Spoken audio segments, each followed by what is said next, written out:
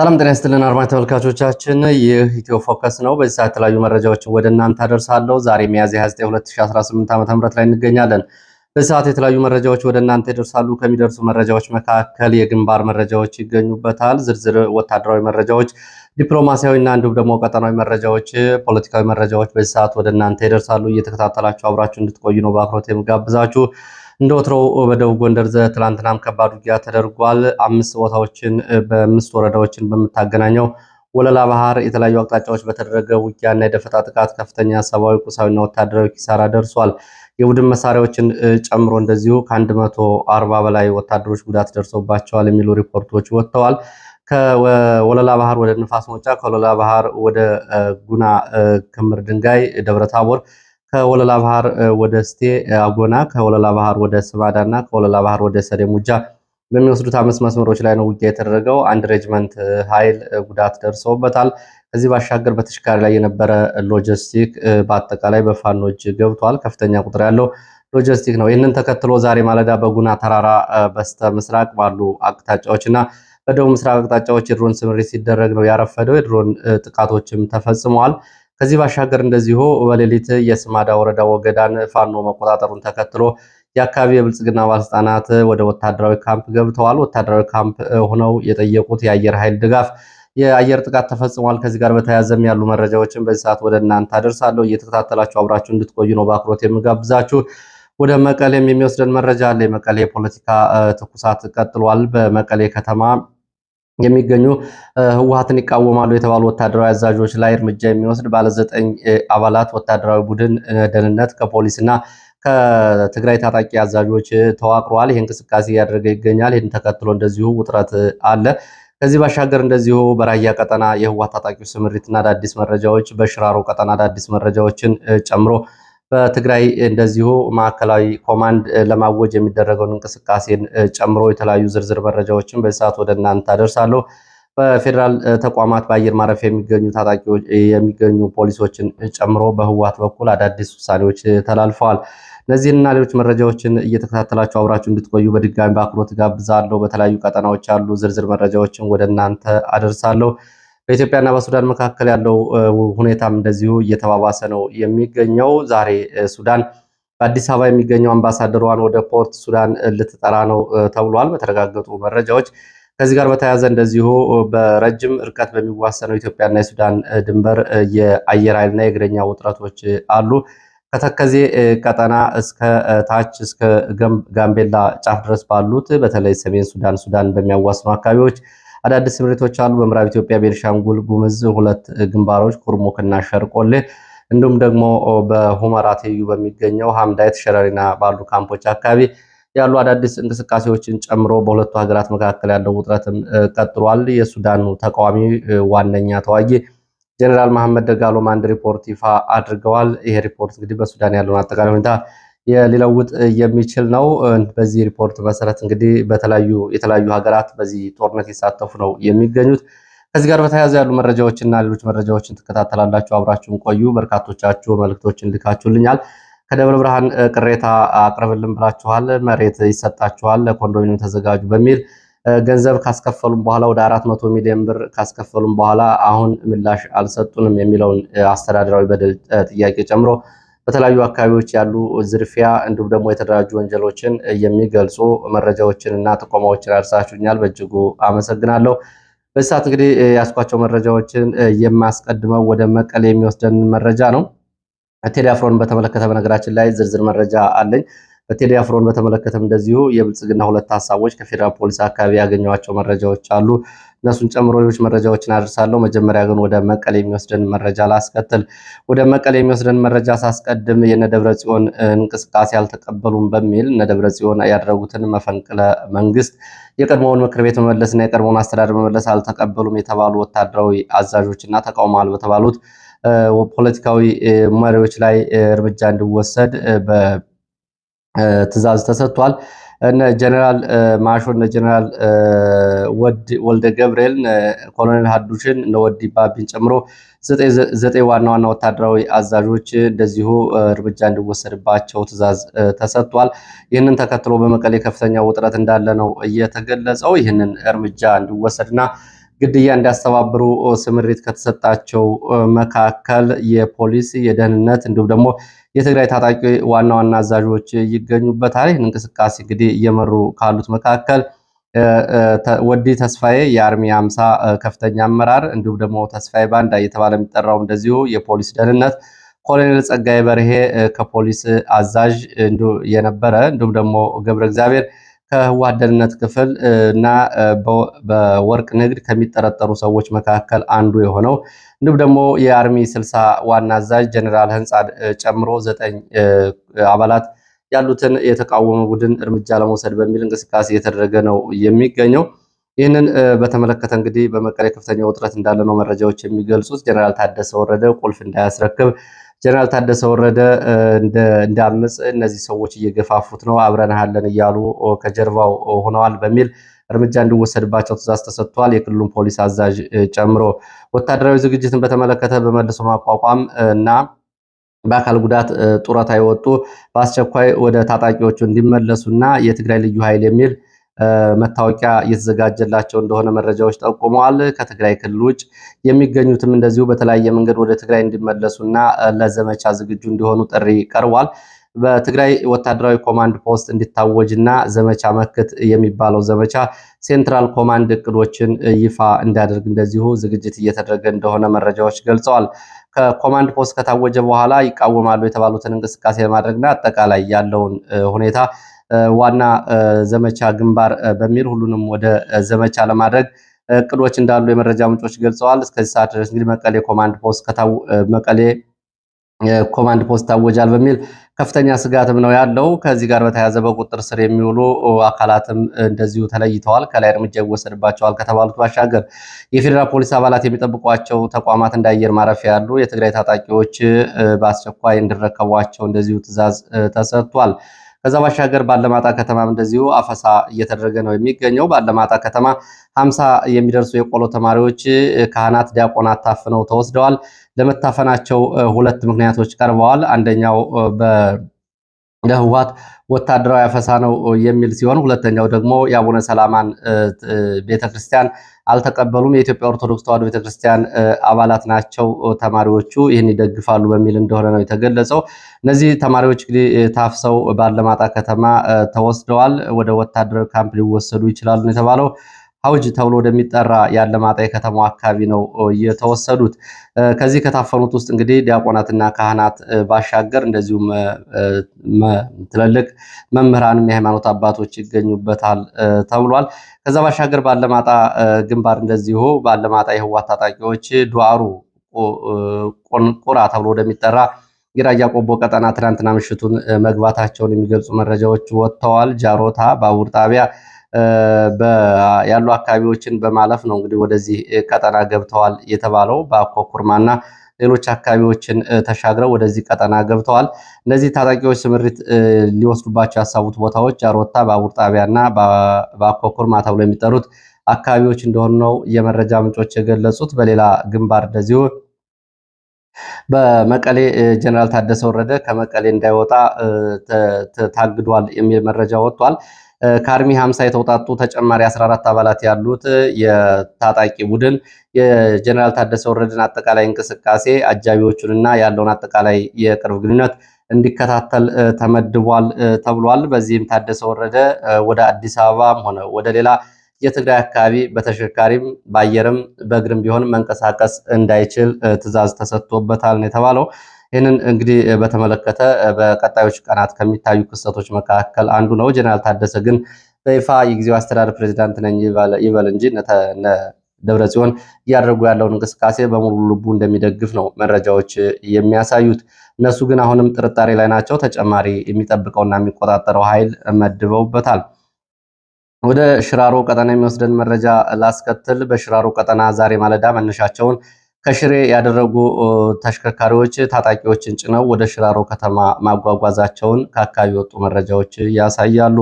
በተከዜ በስተ ምስራቅ አቅጣጫ ሽራሮ አካባቢ እንደዚሁ ተጨማሪ ታጣቂ እየተከማቸ ነው። ነዳጅና ተዛማጅ እንደዚሁ ወታደራዊ ሎጂስቲኮች እንዲከማቹ እየተደረገ እንደሆነ የዓይን እማኞች ገልጸዋል። ዛሬ ከተንቀሳቀሱ ታጣቂዎች ባሻገር ቀደም ብሎ እንደዚሁ ወደዚሁ አካባቢ ተጨማሪ ኃይል መግባቱን መረጃዎች ገልጸዋል። የሽራሮ ከሁመራ ከተማ በቅርብ ርቀት የሚገኝ አካባቢ ነው።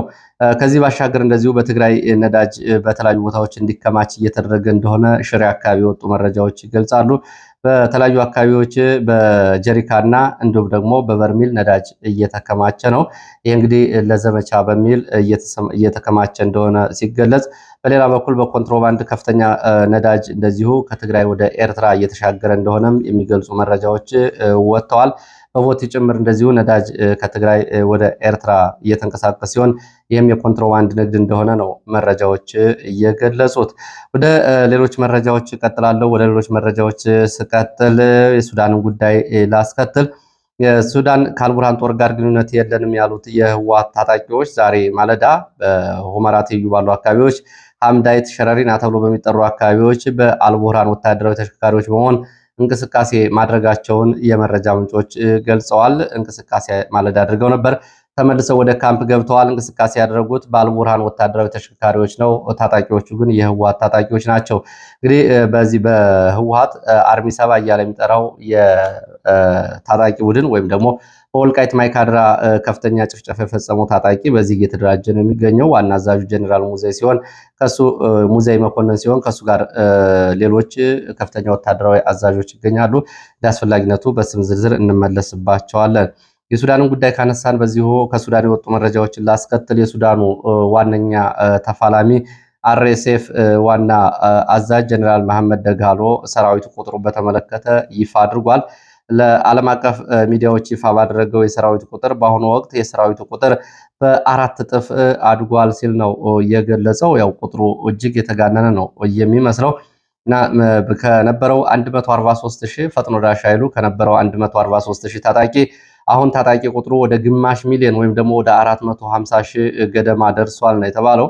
ይህ እንግዲህ ብዙ የዓለም ሀገራት ይህን ያክል የሰራዊት ቁጥር የላቸውም። ትልልቅ ሀገራትን ጨምሮ 450,000 ታጣቂ አለ ብሏል ጀነራል መሐመድ ደጋሎ። ከዚህ ውስጥ እንግዲህ አብዛኛው ከ8 የተለያዩ ሀገራት የተውጣጣ የቅጥረኛ ወታደር ነው። ለዚህ ሁሉ ሰራዊት ወታደራዊ ሎጂስቲክ፣ ደመወዝ እንዲሁም ደግሞ አጠቃላይ በጀቱን ደግሞ የምትችለው የነዳጅ ምድር የምትባለው ዩናይትድ አረብ ኤሚሬትስ ነች። በዚህ ጥቃት ለሚፈጸሙ በሱዳን ዜጎች ላይ ለሚደርሰው ጉዳትም ያው አረብ ኤሚሬትስ እንደዚሁ ተጠሪ ናት።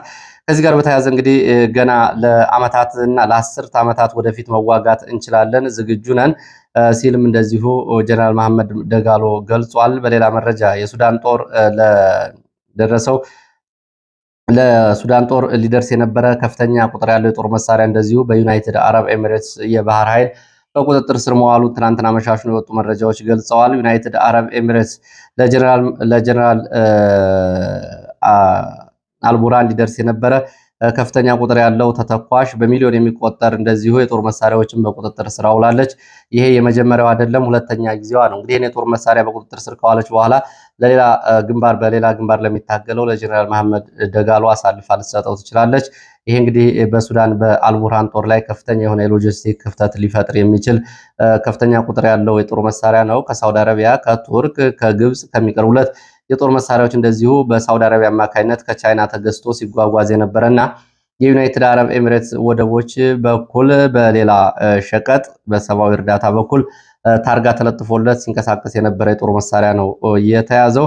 የቀድሞ የሱዳን ሚኒስትር ካሊድ የሱፍ ደግሞ ሱዳንን የሰቆቃ ምድር ብለዋታል። ለ10 ዓመታት በመፈንቅለ መንግስት በተገኘ ስልጣን እና ከዛ በኋላ ባለ ጦርነት በሙስሊም ብራዘርሁድስ የምትመራ ብቸኛዋ የምድራችን ምድር ሱዳን ናት ሲል ገልጿታል። በሱዳን ጦርነት እንደዚሁ 58,000 ህፃናት ከወላጆች ተነጥለው ጠፍተዋል የሚልም እንደዚሁ አሳዛኝ ሪፖርት ወጥቷል። እነዚህ 58,000 ህፃናት በሱዳን ጦርነት አንድም በመጠለያ ጣቢያ ተለይተው ይገኛሉ፣ ሁለትም ደግሞ በጦርነቱ ጠፍተዋል ተብሏል። እናትና ልጅ ህፃናቶች እንግዲህ ከቤተሰቦቻቸው በዚህ ሁኔታ መለየታቸውን የተገለጸው ሱዳን በኢትዮጵያ አምባሳደሯን ዛሬ ወደ ፖርት ሱዳን ልጠራ መሆኗም እንደዚሁ ታውቋል። ከዚህ ጋር በተያያዘ በትላንትናው ዕለት እንደዚሁ የሱዳን ድሮኖች በኢትዮጵያ ምዕራብ በኩል በቤኒሻንጉል ሸርቆሌና ኩርሙክ አካባቢ እንደዚሁ ወደ ኢትዮጵያ አየር ክልል ገብተው ቅኝት ሲያደርጉ ነበር ተብሏል። ይህንን ተከትሎ ከአሶሳ አካባቢ እንደዚሁ ድሮኖች በተጠንቀቅ እንዲቆሙ እንዲሁም ደግሞ ተጨማሪ ኃይል ወደ ኩርሙክና አካባቢው እንዲንቀሳቀስ መደረጉን የዓይን እማኞች ገልጸዋል። ይህንን ተከትሎ አባይ ግድብና አካባቢው እንደዚሁ ያሉ ራዳሮችና ድሮኖችም የራዳሮችና ጸረ ድሮኖችም እዚሁ ምንም አይነት እርምጃ አልወሰዱም። ድሮኖቹ ይህንን አሰሳ ሲያደርጉ ነው የተባለው።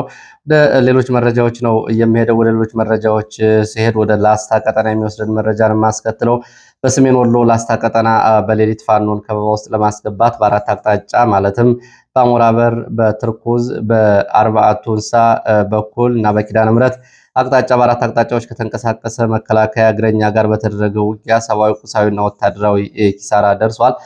አድማጭ ተመልካቾቻችን አንዳንድ ቦታዎች ሲጠሩ ምናልባት ሩቅ ስለምትሆኑ አካባቢዎችን ላታውቋቸው ትችላላችሁ። ሆኖም እንግዲህ በዚህ የውጊያ ግንባሮችንና የውጊያ አቅጣጫዎችን ለመጠቆም ነው። በዚህ እንግዲህ ከፍተኛ ጉዳት ደርሷል። መከላከያ በእግረኛ በማንቀሳቀስ በሌሊት የፋኖን ከበባ ውስጥ ለማስገባት ነበረ ዘመቻ ያደረገው። በዚህ ፋኖ ያጸፋ ምላሽ ሰጥቷል። መከላከያም በዙ 23 በሞርተር በዲሽቃ ተከታታይ እንደዚሁ ድብደባና ውጊያ አድርጓል። መከላከያ አመሻሹን ወደኋላ ተመልሶ ወጥቷል። በውጊያው የደረሰው ሰብአዊ፣ ቁሳዊና ወታደራዊ ኪሳራን በተመለከተ በፋኖ በኩል የሚከተለው አሃዛዊ መረጃ ወጥቷል። ወደ 61 የሚደርሱ ወታደሮች ሙትና ቁስለኛ ሲሆኑ 15 የደረትና የወገብ ትጥቆች በፋኖች ገብተዋል። ፋኖም እንደዚሁ በውሎ አውደ ውጊያ መረጃው ይህንን ይፋ አድርጓል። በፋኖም ሆነ በሲቪሊያን በኩል የደረሰው ጉዳትም እንደዚሁ አልተገለጸም። ወደ ሌላ መረጃችን ስንሄድ ወደ አዲስ አበባ የሚወስደን መረጃን የማስከትለው በአዲስ አበባ ቴዲ አፍሮን በተመለከተ እንግዲህ አዳዲስ መረጃዎች እየወጡ ነው የሚገኙት። በቴዲ አፍሮ ሙዚቃ ስራ ላይ ተሳትፈዋል የተባሉ ሰዎች በፖሊስ ቁጥጥር ስር እየዋሉ ይገኛሉ። ያው እንግዲህ ይሄ ለመናገርም ለመፍረድም አስቸጋሪ የሆነ ስራ ነው እየሰራ ያለው። እጅግ አሳፋሪ ነው። የብልጽግና እንግዲህ ባለስልጣናት በቴዲ አፍሮ ሙዚቃ ከፍተኛ ቁጣ ውስጥ ገብተዋል። ወትሮም ገጽታ ግንባታችን የሚያሽሞነሙነን የሚያመሰግነን እንጂ የሚተቸንን አንቀበልም በመባልና ሪፖርቶችን ጭምር የማይቀበሉት የብልጽግና የኮስሞ ባለስልጣናት በቴዲ አፍሮ ሙዚቃ ስራዎች ተሳትፈዋል በተባሉት የሙዚቃ ባለሙያዎችና የቴዲ አፍሮ የቅርብ ሰዎች ላይ አፈሳና ስርዓታቸውን አጠናክረው ቀጥለዋል። ከዚህ ሰዓት ድረስ ማናጀሯን እና የቴዲ አፍሮን ቃል አቀባይ ጨምሮ በቴዲ ዙሪያ ያሉ የታሰሩ ሰዎች ቁጥራቸው 8 ደርሷል። ይህንን በተመለከተ ሚያዝያ 28 ትናንትና ማለት ነው የቴዲ አፍሮ ሙዚቃ ግራፊክስ እና ቅንብር የሰራው ወጣት ባለሙያ እንደዚሁ በፌዴራል ፖሊስ ተወስዷል። ሚያዝያ 27 2018 ቤቱን መጥተው ፈትሸው ቤቱ ሲያጡት እንደገና በትላንትናው ዕለት ከጓደኞቹ ቤት ሄደው ፌዴራል ፖሊሶች አፍነው ይዘውት የሄዱት ዳዊት ይባላል። ዳዊት እንግዲህ የቴዲ አፍሮን የሙዚቃ ግራፊክስ ሰርተሃል በሚል ነው ለዚህ እስር የተዳረገው። ከዚህ ጋር በተያያዘ እንግዲህ ዶቼ ቬለ የጠየቃቸው የፌዴራል ፖሊስ ቃል አቀባይ ዘይኑ ቴዲ አፍሮ ጋር በተያያዘ ጠይቀው ምላሽ አልሰጡም። ቴዲ አፍሮን በተመለከተ በፍርድ ቤት የተያዙ ጉዳዮች ስለሆኑ አስተያየት ወይም ደግሞ መረጃ ለመስጠት እቸገራለሁ የሚል ምላሽ ነው የሰጡት። ቴዲ አፍሮን በቀጥታ ከማሰር ይልቅ በዙሪያ ያሉ ሰዎችን በማሰር ህዝቡን ማላመድ እንዲሁም ደግሞ ቴዲ አፍሮን ስጋትና ፍርሃት ውስጥ በመክተት ከሀገር እንዲሰደድ ማድረግ ነው ዋና ዓላማው ብሏል አንድ የፌዴራል ፖሊስ የመረጃ ምንጭ። የፌዴራል ፖሊስ የመረጃ ምንጭ እንደገለጸው ቴዲ አፍሮ በአገር እንዲለቅ ከፍተኛ ፍላጎት አለ። ሀገር እንዲወጣ ይፈለጋል። ቢታሰር የህዝብ ቁጣውን አንችለውም በሚል ለቆ እንዲወጣ ነው የሚደረገው። ከአሁን በፊት ቴዲ አፍሮ ይኖርበት የነበረው መንደሩ ላይ እንደዚሁ በከፍተኛ ግፊት መኖሪያ ቤቱ እንዲለቅ መደረጉንም መረጃ ምንጮቹ ገልጸዋል። ከቴዲ ጋር በተያያዘ እንደዚሁ ሌላ አዲስ ስምሪት የተሰጠው ጉዳይ እንደ ፌዴራል ፖሊስ የመረጃ ምንጭ ከሆነ ቴዲ አፍሮ ጋር በተያያዘ የግብር እና የኦዲት ጉዳይ እንደዚሁ በለዚህ በሚል የገቢዎች አንድ ሰነድ እንዲያዘጋጅ እንደዚሁ ትዕዛዝ ተሰጥቷል ተብሏል። ይህንን እንግዲህ የምትከታተሉ አድማጭ ተመልካቾች ጉዳዩን በተመለከተ እንግዲህ ምን እየተሰራ እንደሆነ መረጃው እንዲኖራችሁ ነው። የፌዴራል ፖሊስ የመረጃ ምንጮች እንደገለጹት የግብር ባለሙያዎች ከቴዲ አፍሮ ግብርና ኦዲት ጋር በተያያዘ መረጃ እንዲያመጡ ለክስ የሚሆን ሰነድ እንዲያዘጋጁ እንደዚሁ አቅጣጫ ተሰጥቷቸዋል ተብሏል። እንግዲህ እስካሁን የተሳካላቸው አይመስልም። እዚህ እንግዲህ ቴዲ አፍሮን በተመለከተ የወጡ መረጃዎች ናቸው። ወደ ሌሎች መረጃዎች ሲሄድ ወደ ደቡብ ጎንደር ቀጠና ነው። በጉና ቀጠና ያሉ መረጃዎችን የሚያደርሰው በጉና ቀጠና በነበረው ከፍተኛ ዘመቻ ወታደራዊ፣ ሰብአዊና ቁሳዊ ኪሳራ ደርሷል። በቅርቡ በውጊያ ለወደቀው ወጣት ፋኖ አንደበት ክንዳለም መታሰቢያ በሚል በተለያዩ አካባቢዎች በተደረገ ዘመቻ ፋኖ ከፍተኛ ድል መቀዳጀቱን፣ የቡድን እና የነፍስ ወከፍ መሳሪያዎችን፣ ከፍተኛ ሎጂስቲክ በእጁ ማስገባቱን፣ ዲሽቃ፣ ብሬን፣ ክላሽንኮፍን ጨምሮ ተተኳሾችን በእጁ ማስገባቱን እንደዚሁ ገልጿል። ወለላ ባህር ተብሎ በሚጠራው ከጉና ከተማ በስተ ምስራቅ አቅጣጫ የምትገኝ አካባቢ አድርጎ ወደ ንፋስ መውጫ፣ ወገዳ፣ ሰዴሙጫ፣ እስቴና አካባቢዎች እንቅስቃሴ ላይ በነበረ መከላከያ ሎጂስቲክ በጫኑ ተሽከርካሪዎች እና ስምሬት ላይ በነበረ እግረኛ ሰራዊት ላይ ነው እንደዚሁ ጥቃትና ውጊያ የተደረገው። በዚህም ከንፋስ መውጫ አቅጣጫ ወደ መገንጠያ ማዶዬ ወደ ተባለ ቦታ አንድ ሙሉ ተሽከርካሪ ሰራዊት እና ተሽከርካሪው ከጥቅም ውጭ ሆኗል በተፈጸመ ጥቃት። በተመሳሳይ ከወለላ ባህር ወደ አጎና፣ አረር፣ ዝንጀሮ ገደል ተብሎ በሚጠሩት አካባቢዎች እንቅስቃሴ ላይ የነበረ እንደዚሁ አንድ ሬጅመንት ኃይልም ሙሉ በሙሉ ከጥቅም ውጭ ሆኗል። ምርኮኛና ሙት ሆኗል። ከወለላ ባህር እንደዚሁ ወደ ስማዳ አካባቢ እንቅስቃሴ ላይ የነበረ ኃይልም እንደዚሁ በደፈጣ ጥቃት ጉዳት ደርሶበታል። ይህ በእንዲህ እንዳለ እንደዚሁ ከወለላ ባህር ባሻገር ስማዳ፣ ጅብጌ፣ ክሬቸር እና ሙጌ ተብሎ በሚጠሩ ሙጌ ወንዝ ተብሎ በሚጠሩ አካባቢዎች ወደ ወለላ ባህር እንቅስቃሴ ላይ በነበረ ኃይል ላይ እንደዚሁ ጥቃት ተከፍቶ በውል ያልታወቀ ጉዳት ደርሷል። ወደኋላ እንዲመለስ ተደርጓል። ይህ በእንዲህ እንዳለ እንደዚሁ ከጋይንት፣ ሙጃ፣ ስማዳ፣ እስቴ እና ጉና በምትገናኝበት ወለላ ባህር ዙሪያና አካባቢው በተደረገው ዘመቻ 25 የሚደርሱ ወታደሮች ስለመማረካቸው፣ 3 ተሽከርካሪ ሙሉ ሎጂስቲክ በፋኖች መግባቱን በተለይ ሬሽን እንዲሁም ደግሞ አንድ ፓትሮል የቡድን መሳሪያዎች ብሬን ዲሽቃን ጨምሮ ክላሽንኮፎች በፋኖች መግባታቸውን፣ ሰብአዊና ቁሳዊ ጉዳቱን በተመለከተ በጥቂቱ 140 ወታደሮች በነበረው ውጊያ በቀጥታ ውጊያና በደፈጣ ጥቃት ጉዳት ደርሶባቸዋል ሲሉ ነው የፋኖ የመረጃ ምንጮች የገለጹት። በዚህም ቀላል ከባድ ቁስለኛን ጨምሮ ሞት ሆነዋል። በዚህ ምክንያት ዛሬ ተጨማሪ ኃይል ከደብረ ታቦርና ከንፋስ መውጫ ከስቴ እግረኛ ኃይል ተንቀሳቅሷል። በዚህ መሰረት እስቴ፣ ስማዳ፣ ምክሬ፣ አጎና፣ አረር፣ ማዶዬ እንዲሁም ደግሞ ወለላ ባህርና የጉና ተራራማ ስፍራዎችን ጨምሮ ዛሬ ከማለዳ ጀምሮ ተከታታይ የድሮን አሰሳና ቅኝት ሲደረግ ነበረ። በዚህ የድሮን አሰሳና ቅኝት ጋር በተያያዘ ተጨማሪ መረጃ ወጥቷል። ተጨማሪው መረጃ ምንድነው? ስማዳ ወገዳ ከተማ ዛሬ ማለዳ ተከታታይ የድሮን ጥቃት ተፈጽሟል። በድሮን ጥቃቱ ንጹሃን ላይ ከባድ ጉዳት ደርሷል። ፋኖ ከሌሊቱ 9 ሰዓት ጀምሮ ወገዳ ከተማን መቆጣጠሩን የገለጹት የመረጃ ምንጮች ይህንን ተከትሎ አብዛኛው የብልጽግና ባለስልጣናትና ወታደራዊ አዛዦች ሸረፍ ጎዴ ተብሎ ወደሚጠራ ተራራማ ካምፕ በመውጣት በዚህ ቦታ ይገኛሉ። እዚህ ቦታ ሆነው አየር ኃይል ድጋፍ ጠይቀው ነው የድሮን ጥቃት እየተፈጸመው። በጠየቁት የድሮን ጥቃት መሰረት መናፈሻ ወይም ደግሞ ችግኝ ጣቢያ ተብሎ የሚጠራ አካባቢ በተፈጸመው የድሮን ጥቃት ነው ንጹሃን እየተገደሉት። በድሮን ጥቃቱ በፋኖ ላይ የደረሰ ጉዳት የለም። በአካባቢው ፋኖ አልነበረም። የድሮን ጥቃቱ የተፈጸመው በንጹሃን ላይ ነው። ይህንን ተከትሎ አንድ ህፃንን ጨምሮ እናቶች ህይወታቸው አልፏል።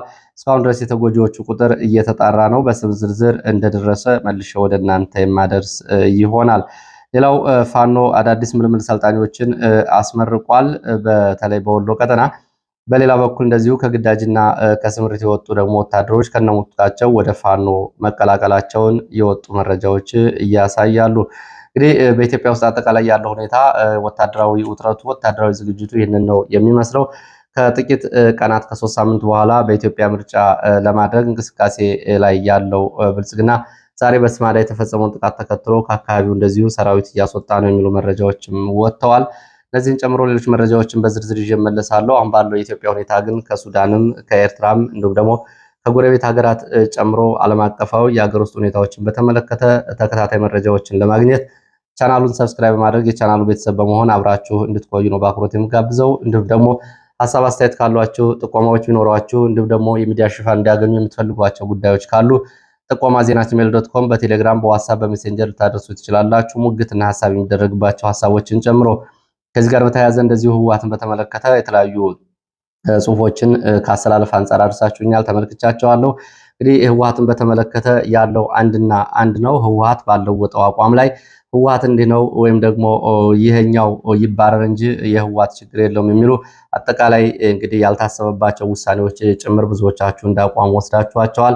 አሁን ህወሓት ወደ ስልጣን መጥቷል። ህወሓት ወደ ስልጣን የመጣው ዋና ዓላማው ወልቃይትን ራያን ይዞ ለትግራይን ለመገንጠል ነው። ትግራይን ለማስገንጠል ደግሞ በኢትዮጵያ ታሪክ ውስጥ በሀገር አንድነት ሲጠራ የነበረውና በኢትዮጵያ አንድነት ዋጋና ደም ሲከፍል የነበረው አማራና የአባቶቹ ትውልድ ወራሽ የሚሆነው ሀገር ለማስገንጠል እንግዲህ ከህወሓት ጋር የሚደረግ አሰላለፍ ነገ የሚያስከፍለውን ዋጋ ነገ የሚያመጣበትን ጸጸት በደንብ ይረዳል ብዬ አስባለሁ። ብዙ ሰውም ያለው አቋም እሱ ነው። ህወሓት የሚመጣው ከኦሮሞ የፖለቲካ ኃይሎች ጋር ግጭት ስላለበት ከአብይ ጋር የፖለቲካ ልዩነት ስላለበት ወይም ደግሞ ዘላቂ ጥላት ስለሆነ አይደለም። ዋና ዓላማው ይታወቃል። የጀመርነውን ፕሮጀክት ባለመጨረሳችን ለጥቃት ተዳርገናል። ስለዚህ ትግራይን እንገነጥላለን የሚል ነው። ትግራይ የሚገነጠለው ደግሞ ከሰማይ ወይም ደግሞ ከሱዳን መሬት ወስዶ አይደለም ትግራይን የሚገነጥሉት እና ከዚህ ጦርነት በኋላ በነገራችን ላይ አብይ አህመድ ቢወድቅ እንኳ ያለው ጦርነት በኋላ ከህወሓት ጋር ያለው ጦርነት ከህወሓት ጋር ያለው ዘላቂ የመሬት ጉዳይ በደንብ ሊታሰብበት የሚገባ ነው። በምዕራፍ 1 በምዕራፍ 2 በምዕራፍ 3 እና በምዕራፍ 3 ሊታዩ የሚገባቸው ጉዳዮች ናቸው። እንዳስፈላጊነቱ በመግቢያዎች ላይ በዚህ ጉዳይ ላይ ፕሮግራሞችን የምሰራ ይሆናል። ለነበረን ቆይታ አመሰግናለሁ። አስተያየቶቻችሁንም ተመልክቼዋለሁ። አስተያየቶቻችሁ ላይ እንግዲህ የኦሮሞ ኃይሎችም ሆኑ የትግራይ ኃይሎች አይደሉም የሚያዋጡት ከነሱ ጋር መለጠፍም አይደለም። አማራ መጀመሪያ የራሱን ውስጣዊ ኃይል መገንባት አለበት የሚል አስተያየት ተመልክቻለሁ። አመሰግናለሁ። ወደፊት ፕሮግራም ይዘን የምንመለስ ይሆናል እንደዚህ አይነት ጉዳዮችን። መልካም ጊዜ